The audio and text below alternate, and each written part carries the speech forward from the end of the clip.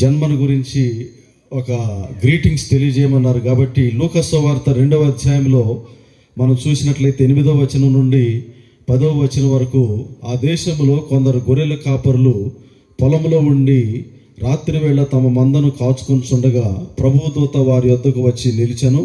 ప్రభువు మహిమ వారి చుట్టూ ప్రకాశించినందున వారు మిక్కిలి భయపడిరి. అయితే ఆ దూత, భయపడుకుడి, ఇదిగో ప్రజలందరికీ కలుగబోవు మహా సంతోషకరమైన సువర్తమానము నేను మీకు తెలియజేయుచున్నాను. దావీదు పట్టణమందు నేడు రక్షకుడు మీ కొరకు పుట్టి ఉన్నాడు, ఈయన ప్రభు అయిన యేసుక్రీస్తు అని తెలియజేయడం జరిగింది. దేవుని బిడ్డలారా, ఎందుకంటే ఈ ప్రత్యేకమైనటువంటి రోజుల్లో నిజమైనటువంటి క్రైస్తవులు కూడా కేవలం నామకార్థ క్రైస్తవులుగా మారిపోతున్నారు. మిక్కిలి ఈ 2023-24 సంవత్సరాల్లో ప్రత్యేకంగా వీటిని దుర్దినాలు అని చెప్పవచ్చు, లేదా అంత్యదినాలు అని పిలవచ్చు, మరి చివరి గడియ అని కూడా చెప్పవచ్చు. ప్రభు రాకడ సమీపమైనటువంటి దినాలు అని మనకు అర్థమవుతూ ఉన్నాయి.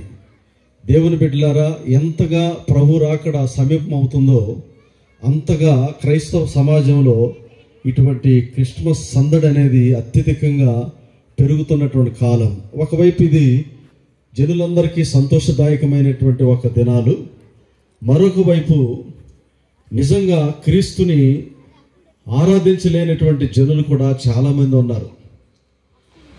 ఇక్కడ దేవుని దూత చెబుతుంది, గొర్రెల కాపరులు పొలములో ఉండి రాత్రి వేళ తమ మందను కాచుకొనుచున్నప్పుడు దేవుని దూత వారి దగ్గరికి వచ్చి, భయపడకండి, ఇదిగో ప్రజలందరికీ కలగబోవు మహా సంతోషకరమైన సువర్తమానం నేను మీకు తెలియజేయుచున్నాను.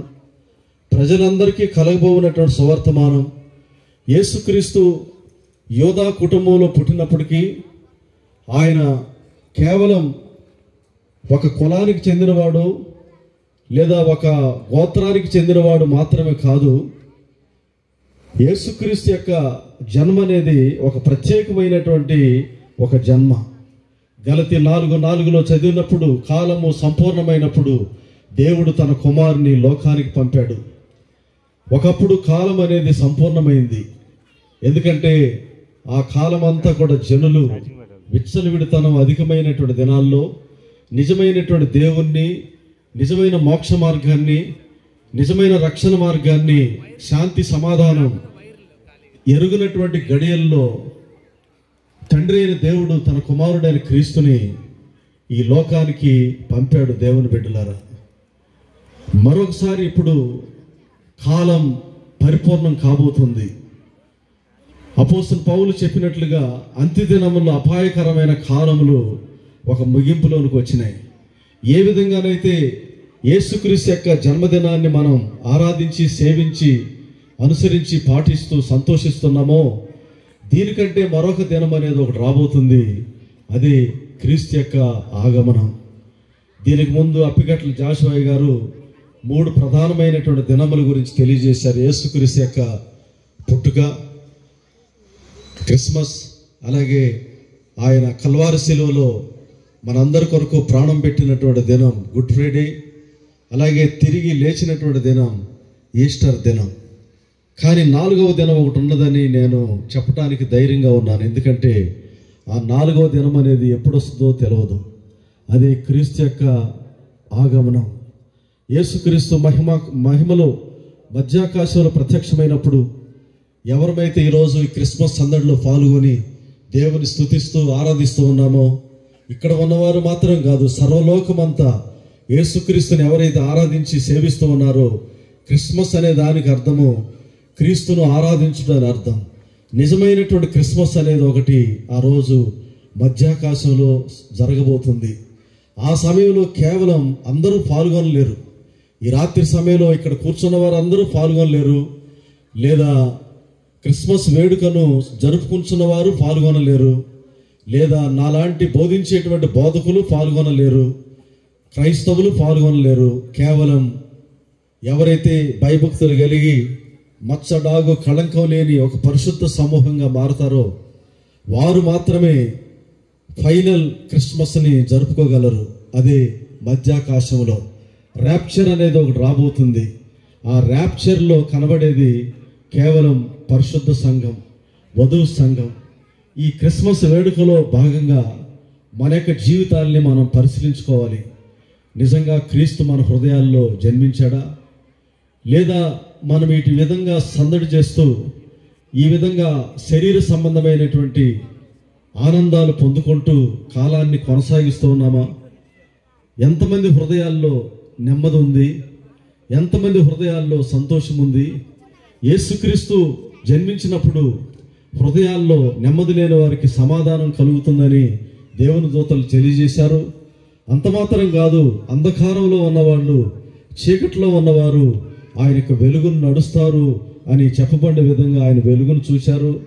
అంత మాత్రమే కాదు, మార్గం ఎరుగక ఎవరైతే భక్తి చేయాలని, మోక్షానికి వెళ్ళాలని, పాప క్షమాపణ పొంది పాపములు కడుక్కోవాలని ఎందరైతే ఎదురు చూశారో వారందరూ కూడా ఆయన పాప విముక్తిని అనుగ్రహించాడు. కాబట్టి ఈ సందర్భంగా దేవుని బిడ్డలారా, మీరు ఇంకా ఎవరైనప్పటికీ మారు మనసు లేకుండా, రక్షణ లేకుండా ప్రతి సంవత్సరం ఇలా వేడుకలు మనం జరుపుకుంటూ ఉన్నామే. ఈ సంవత్సరం అయినా నిజమైనటువంటి క్రిస్మస్ని మనం ఆరాధన చేయాలి. ఈ రోజు మొదలుకొని నిజంగా రాబోనటువంటి దినముల వరకు కూడా యేసుక్రీస్తును ఆరాధించాలి.